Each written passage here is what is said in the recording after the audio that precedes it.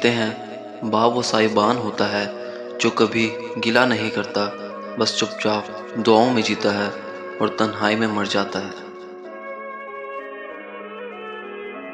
यह कहानी है फराज की, एक बेटा जो ज़िंदगी में आगे निकलता गया और एक बाप जो रोज़ शाम एक पुरानी कुर्सी पर बैठकर बस दरवाजे की तरफ देखता रहा। बाबा अक्सर कहा करते थे, बेटा जो भी हो शाम का वक्त घर में गुजारना चाहिए। दरवाजे के बाहर दुनिया है और अंदर अपनापन।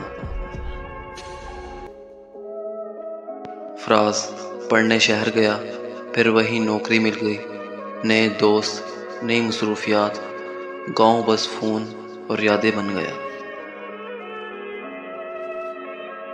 बाबा रोज़ शाम को कुर्सी लेकर दरवाजे पे बैठते, पूरा मोहल्ला जानता था कि बाबा को अपने बेटे का इंतज़ार है, बस फराज नहीं जानता था।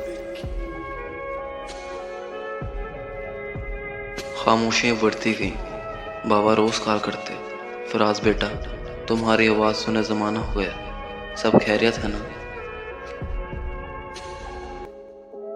फराज अक्सर कहता, बाबा थोड़ा मसरूफ़ हूँ, बाद में बात करता हूँ, और बाद में कभी नहीं आया।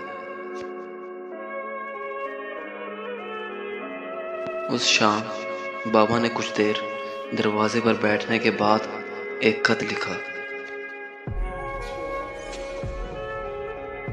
और फिर अंदर चले गए। दूसरी सुबह वो कुर्सी खाली थी और घर के अंदर खामोशी।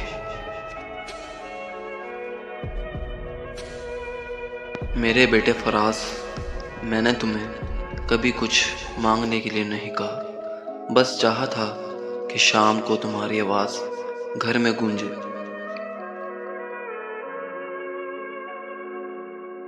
मगर अब लगता है कि शाम भी खामोश हो गई है और मैं भी। अगर तुम ये खत पढ़ रहे हो तो शायद अब मैं नहीं हूँ।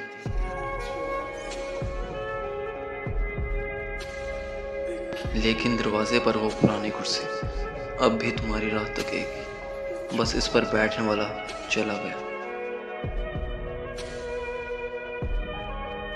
फराज 2 दिन बाद गांव पहुंचता है। दरवाज़ा खुला हुआ होता है, कुर्सी वैसे ही पड़ी थी, बस गर्द में भरी हुई। घर में कदम रखते ही बाबा की तस्वीर दीवार पर लगी मिली और नीचे वही खत जो वो खुद पढ़ने के काबिल ना रहा।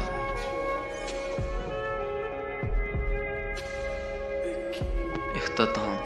फराज ज़मीन पर बैठा बाबा की कुर्सी को सीने से लगाकर बच्चों की तरह रो रहा था। बाबा आपने कहा था दरवाजे के अंदर अपनापन होता है, मैं लौट आया बाबा, मगर आप क्यों नहीं हैं।